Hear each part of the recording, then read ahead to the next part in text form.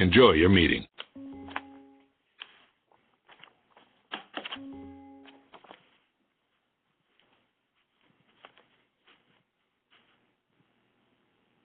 Just a reminder, today's meeting is being recorded.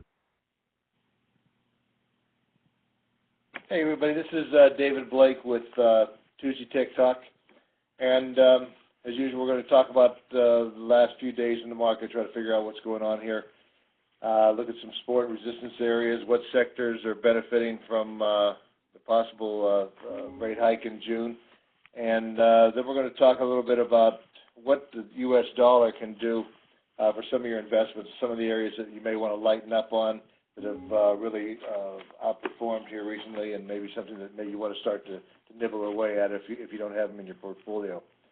Okay, just a quick look at the major averages and then some of the sectors. Last week it was quite a week. It was really very volatile. We had daily triple-digit swings in the Dow Jones. Actually resulted in just a loss of 34 points. So a lot of action that went nowhere. We did get the firm warning from the Federal Reserve on Wednesday. The June rate hike was probably on the table. I still don't think we're going to get it in June, probably July.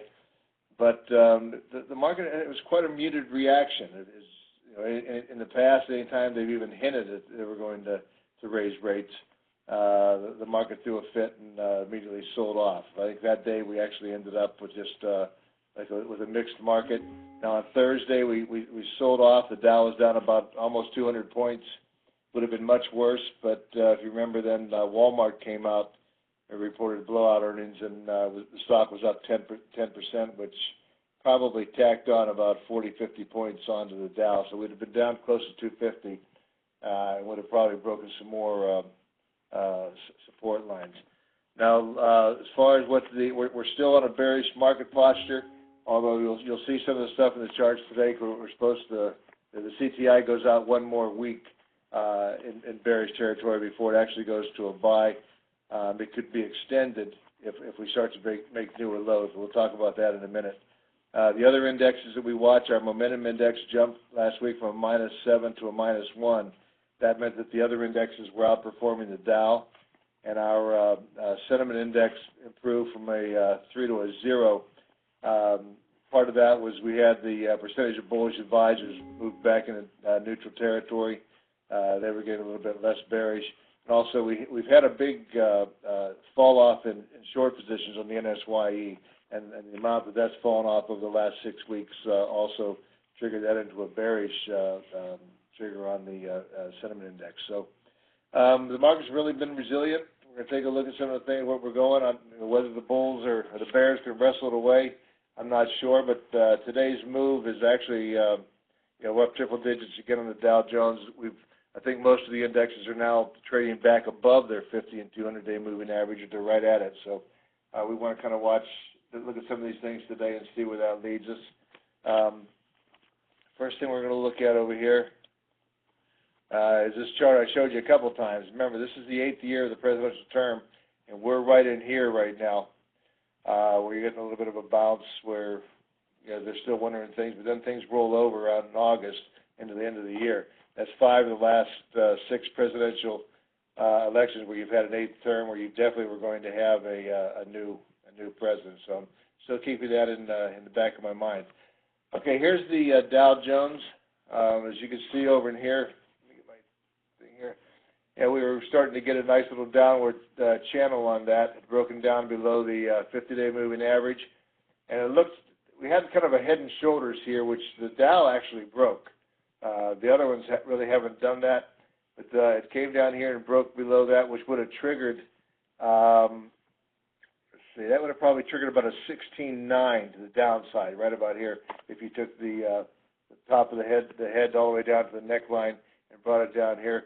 I didn't really project that for a target. I still thought you were going to get down to around 17.1 and challenge this 100, 200-day moving average, which also coincides. That would be a 38.2% retracement of this whole move from back in February to the April highs.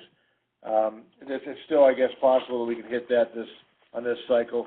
We'll have to see. As I said, we are getting some pretty nice bullish divergence or positive divergence. Stochastic is showing the market's not even never did really get oversold here on that, but it's still negative.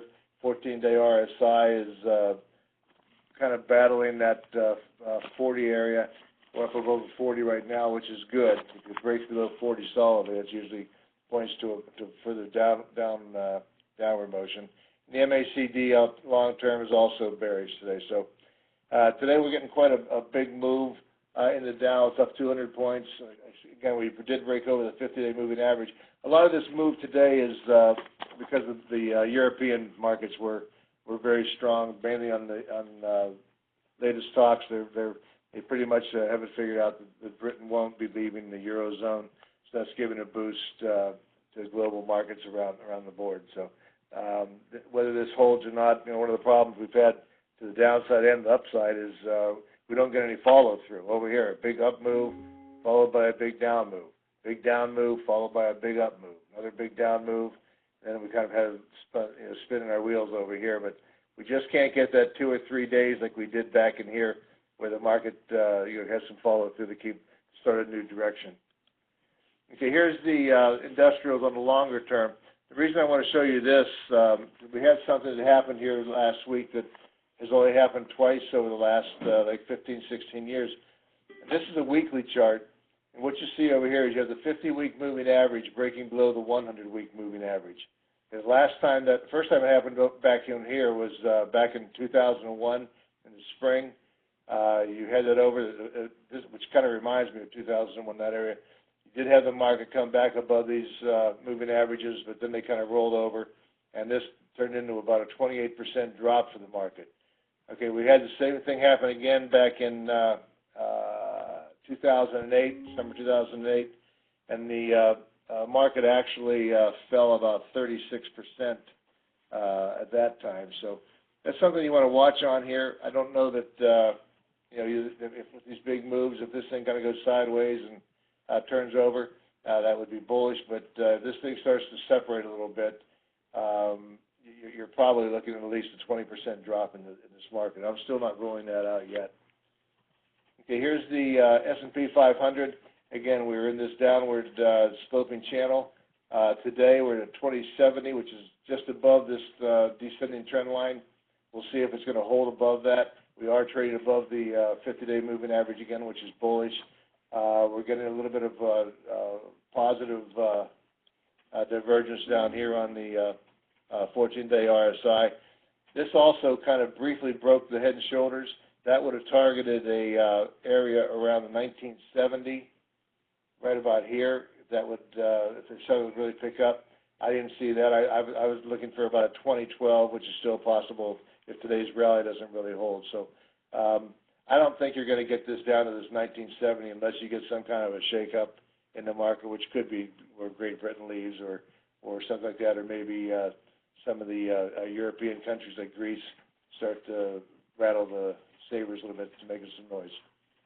Okay, here's the long-term S&P 500. Again, you have the exact same thing. You just have that 50-week crossing the 100-week again. When it's happened in the past, it's forebodes a pretty good pullback. So you want to keep your eye on that, and if selling begins to pick up, that will tell you that that's one of the signals that I'm looking at that would tell us that we could get about a 20% pullback. Next thing we want to look at is which looks a little bit better. This is the NASDAQ, and the NASDAQ, again, it was in a downward sloping channel. We came up here today. I think we're at 4850, basically, right around here. So we've gotten back up above this 200-day moving average, which is bullish. We are getting some real nice positive divergence in the RSI 14-day. It's been moving up as the market's been going sideways. That's something you want to watch for if the thing's going to break out a little bit to the upside and get another little bounce. Is that positive divergence? The MACD is still it's still a little bit negative, but again, the divergence in that is telling us at least the NASDAQ's trying to put in a bottom here, and the strength of the technology and the biotech, which we'll look at here soon too, is kind of confirming that. Okay, here's the long term on the NASDAQ, and we don't have that crossover yet. This is it's close, but we didn't get it like we had here and here. So perhaps that can, if the NASDAQ is strong enough, it'll keep the other indexes from selling off. It's actually been, was one of the weaker ones before, so if the weaker ones become stronger, that's good for that. So again, the 14-week RSI is still bullish. Down here, the MACD long term is still bearish though, so it's a little mixed signals. But let's watch that to see if that 50-week moving average is going to cross down below that 100. Okay, here's the Russell 2000.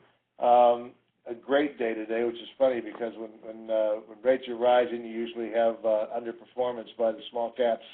But we're up almost 2% today, which takes us to 1132 up around here. So we just blew through the 200-day moving average on that. We also have some nice RSI is rising while the index was falling over here. Again, that's positive divergence, which is confirming a little bit that this move may have a little bit oomph to it. And again, we broke that descending trend line also, which is bullish. So, so the charts are starting to actually look a little bit better in here. We were in a weak little period, but we didn't get that breakdown, and I'm not exactly sure why. Maybe everybody was looking for it. That's one of the problems with it. It was a crowded trade. The last one over here we're going to look at briefly is the transports. Again, this led us higher. It bottomed in January. It started to roll over, but it's kind of bouncing off the 100-day moving average. I believe we're sitting right at the 200-day moving average on today's move, and then up a little bit higher from that would be the 50-day. So you want to see the Dow Jones transports break back above that 7840 area to signal that we could get another bounce that could go a little bit higher here. But again, we have the positive divergence on the 14-day RSI also, and you've bounced off this 100-day, which is kind of bullish. Okay, now before I make some remarks about the dollar and the rate hike, I want to show you some of the sectors that are outperforming. I had some people say, well, we haven't looked at these recently. Well, the three best sectors currently, as of last week or so, were the financials, the technology, and also the healthcare. Now, this first one we want to look at is the financial sector. It doesn't look real strong in here, but this is a pretty nice move off this. Now, generally, when it's been holding the 50-day moving average and moving slightly up over in here as they begin to talk about the rates may go up, we have some positive divergence again in the 14-day RSI. The 30-day stochastic has been going sideways, but it is still bullish. It's traded above 50. But anyway, higher rates will benefit the financial sector, not only the banks and regional banks, insurance companies, broker-dealers, companies like that. But you also want to, there's a little bit of a trick in this, that if we get up here like we did before, when we recommended probably taking some profits over here, you want to watch the yield curve between the 2-year and the 10-year. That's where the banks are going to make all their money. As long as that yield curve is narrow, which it is right now, it does cut into their profits. But that's so you want to kind of watch that. Now, if you get an inverted yield curve on the 2 and the 10, that would also be negative for the banks. So at this point, I think if you want to nibble away at the banks, it's probably okay to do. If the dollar gets up here a little bit higher, and we start to see that the higher dollar is going to slow things down, or we don't get the yield curve starting to widen, then you may want to take profits in the banks like we did before. They still have an awful lot of regulations on them, but without that yield curve spreading, the profits are going to be not quite what you'd expect. But anyway, the financial sector has had a good week, and we should see a little bit of follow through going through there. Okay, the next one we're going to look at is the technology spider. Again, it's trying to put in a movement over here. We just briefly fell below the 100 and 200 day. We climbed back aboard that. And if we can get back up here today, we're at 43. We're at 43.35 right now, and this 50-day moving average is about 43.40. So it's bumping its head right into that 50-day moving average. A break above that could open the door for this thing to move a little bit higher. I don't know. I do see some. If we get down to here, which is if it breaks below this, This was actually the 50% retracement where it almost got down to back on this last pullback. So this would have been a good area of support, but it held, and now we're moving up. So some of these tech stocks would look good. I didn't put the Philadelphia Semiconductor chart on here. I wish I would have, because the semiconductors have actually been outperforming all the indexes over the last 2 weeks. I'll try to pull it up later when we have questions. It was up about 2.5% last week and almost 3% the week before. So I think the tech sector has room for another little bit of a bounce, especially if we clear above this thing. We can get another trade up north toward these highs. So be careful on those. But I think, again, the semiconductors and some of the big cap names are looking good. Okay, this is the healthcare sector. It had a great bounce off of the lows, and we kind of traded sideways again. Again, we're showing the positive divergence on the 14-day. And what maybe helped explain this? Now, you see here on Friday, we came back below the 200-day. We're back above that today because we're up, let's see, up about 1.5% to 70 and change. So we're back up here. We're starting to break out on this. What caused part of this is this right here. This is the iShares NASDAQ Biotech Index, which has been hammered for the last 2 years. But you're starting to see a bounce over here. If you look at this thing, it's up. It was up like 2 or 3% on the last couple of days. We finally broke above the 50-day moving average. It's going to make a run here on this descending trend line. We are at, let's see for today. It's a 270 up 1.5%. So we're back up over here, trying to battle this 100-day moving average on the iShares Biotech. If you can see this thing come up here and take out that trend line, that's going to really open the door for the healthcare sector. And another one of the reasons why this was down so much is we also had Congress, debating the price increases that some of these biotechs have been charging. Rightfully so. I think that the industry probably brought it in on themselves by taking some of these drugs and charging $100 1 month and then $1,000 for the same pill the next year. So maybe that some of that is bringing these things back in line, and it may be a chance to buy some of these, some of these biotechs. And if you're going to play the biotechs, I'd probably recommend buying a fund like the IBB, like what this is, because the other way to do it is to maybe pick up 5 or 6 little biotechs and hope that one of them is going to work out and 2 of them go out of business and the other 2 just are okay. But this would be a safer way to play it. This thing a couple of years ago had gone up something like 100%, so you can capture the upside. Okay, so when the dollar gets stronger because rates are going up, oops, wrong chart. That's gold, but this is okay. This is the utilities spider, and what you see over here, we've had a heck of a run in the utilities. This is when rates were all low. This is going back about 3 years. Right over here was when they had the first blips talking about that we were going to get the rate hike, and then when rates were going to stay low forever. Of course, utilities had a nice big run again here. They popped down with the last rate hike. They bounced back when they again said that we were going to have low for longer, and now they bounced off of that. Okay, now that you're going to get another hike, you may start to see this break down below this support level in here. Support range in here is right around 47.50. The utilities today are trading at. They're up also at 48.15, so they're hanging out right around in here. But you want to watch if this support area starts to break. If we're looking at maybe 2 or 3 more rate hikes, these things are very sensitive to higher rates. So if you have some profits in these things, I know some clients are up 70-80% in utility stocks.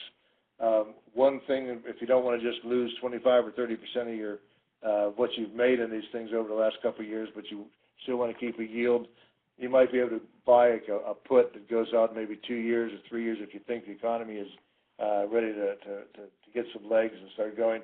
That way you'd make money on your puts and you still get that yield, and would allow you to not to just give away all the profits you made, because you usually don't make 50, 60, 70% on utilities, believe me. Okay, the next sector that's probably going to have a little bit of trouble with a stronger dollar and higher rates would be the consumer staples. Now, the only reason I say that is because this is a nice looking chart, and the staples have done well. You have everything from cigarettes and beer to paper products, everything else in here. But what I don't like about this chart is over here. Okay, right up here, you see a couple weeks ago we started to do the first rate hike at the end of the year, and you've had this big pull off. The problem with this is that right now they're trading. It's trading anywhere like Procter and Gamble and some of these. They're trading at 25 to 30 times earnings, and historically they traded about 13 times earnings. Now, one of the big things that they do, they are paying a nice dividend. Some of these will pay anywhere from 3 or 4%. So it's if you own them, expect them probably to come down a little bit, maybe 10% or so, which isn't a deal killer, but you can still keep that dividend that way. But I don't think I would be buying and chasing these things up here. I would let these things just kind of trade sideways to maybe down, and then you can always go into them there. But I just would not be comfortable buying staples at 25 and 30 times earnings. I think Warren Buffett just sold all his Procter and Gamble about 2 weeks ago, so he seems to agree with what I'm talking about. Another one that doesn't do well, and this is lastly, this is just a long-term chart of this. This is the industrials, and part of the problem with this over here, this is where we had exactly what happened before when the dollar rose, and we started talking about the rates are going up, Okay, then the industrials start to roll over. Problem is because they get most of their, especially the companies that generate a lot of their revenues overseas, the stronger dollar is going to weigh on those profits, and that is again your in multinational companies, especially those that are going to be hit the worst on that. Keep an eye on this long-term trend line that goes back to 2009, just like we looked at with materials and energy. When these long-term trend lines break, that spells trouble and that you don't want to be in there. Now, this would break below this area here. Again, you're probably looking at maybe more of it. It means the whole market may not be able to stand up to higher rates. But this is a kind of line in the sand here, right around 51 and 51.80, something like that. Right now we're trading at 55, 52, so we're still up in here. But if this thing comes down here and starts to take out some of these moving averages, that would be a signal that not only would the overall market be in trouble, but industrials may not be where you want to be. So keep an eye on that, see whether or not the U.S. economy can handle this thing. All right, now let's look at one over here. This is the UUP. This is a ETF for the U.S. dollar. So you can see over here when we've been in a trading range since about early 2015, going back and forth. We overshot over here, overshot to the downside, overshot back over here, and now we broke below. Now, if when the dollar weakens, what happens with it, you start to see that you get a boost in precious metals and commodities. Part of this fall here down in the dollar is what would cause gold to move up 20% the first of the year. Now, if you think this is going to continue to go lower in gold, then you still want to hold on to gold. But we've had this bounce because if rates go up, the dollar gets stronger. As the stronger gets higher, then that means we probably put a top in on commodities and gold right at this point.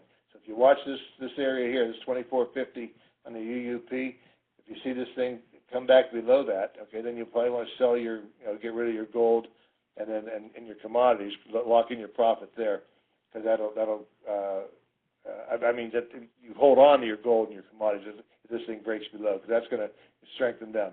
But if the higher rates continue to move this dollar up, then that means we probably had a short-term top in commodities and gold. So you want to keep an eye on that. We are overbounced over here, overbought on this stochastic 30-day thing. This is quite a move, a quick move on this thing. And over here on the 14-day RSI, we're up here around 80. So it is overbought. The dollar's up again today. We're up at 24.75. So we're up right about here. So it's still back in this trading range now.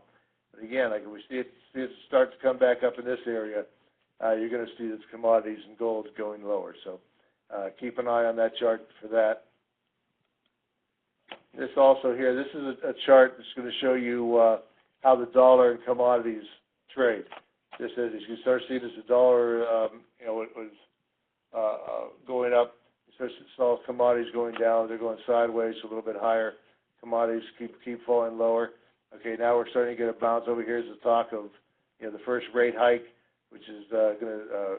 We got the first rate hike, but then as the dollar started to weaken after she said that we're going to leave the rates here, then you got this nice bounce off of the commodities. Again, you want to watch that. As this thing continues to go high, that could be a short-term top, at least temporarily, on commodities. So the dollar is going to keep, whether oil keeps going up, and that will be one of the things you want to watch. The next chart over here, this is actually gold versus the dollar. Again, here you see this nice move in GLD coming up with the dollar. I think, again, if you see it in gold coming down here, that coincides with that dollar rising here in the last couple of weeks. So you want to keep an eye on that. That'll let you know if you want to start to thin up on some of these mining stocks that have had the big bounces too. Okay, the last one over here. This is the dollar and emerging markets. We've had a nice bounce in emerging markets since the first of the year as the dollar was weakening. A lot of the Latin American countries, Peru, Brazil had a nice move. Starting to see some of the ones that are heavily dependent on commodities like Australia, Canada, Russia, maybe even Mexico. They've really outperformed as commodities have gotten stronger. But again, now you're starting to see the emerging markets roll over as the dollar goes up. So this thing continues higher with the dollar. And you've got some profits in some of your emerging market stocks that have been hopping. Again, you may want to lighten up at that point and see what happens with the dollar. But you've had the move, and now again, like if we head up, it's going in the wrong direction for that investment. Okay, and finally, here's the last one I wanted to show. This is the S&P 500 versus this is S&P 500. This is for the longer rates. When they start to spike up, you'll see the market fall off. Okay, we had another little spike here. They fell off. Okay, if we're going to start spiking here again with the longer rates, that will bring the S&P 500 down again, at least temporarily. You generally, after about 6 to 8 months after we begin raising rates, the market adjusts and moves up. But we've got a lot of, it's been down for so long with some of these, with the dollar and the rates. It may take a little while longer. I just can't imagine the market's going to watch this and just head on higher to new rates as we start to tick. So if they raise them in June or July, you may get an initial pop down, and then I would have some cash ready for that. If you think the economy is so strong that we're already behind the ball and inflation's starting to go, that means they'll probably have to raise rates quicker, which is again not too good for the broader market. But you may get a little bounce in here while we try to sort out what's going to go on with the rate hikes and then what's going to happen with the dollar. At that point, if we do get the pullback with our cycles and all, we think we should probably put in a market bottom sometime at the end of the year, and that would probably be the start then of a new bull market. So I'm going to wrap it up with that. We're going to open up to questions. I tried to keep it fairly quick today. We have one question over here so far. Because I bought Lilly on a breakout by the point and figure early alert buy signal at 78. The breakout then stalled and Lilly is at 74.85. Any thoughts on Lilly today? Okay, let me run this over and I'll try to get over to the charts while we look at these.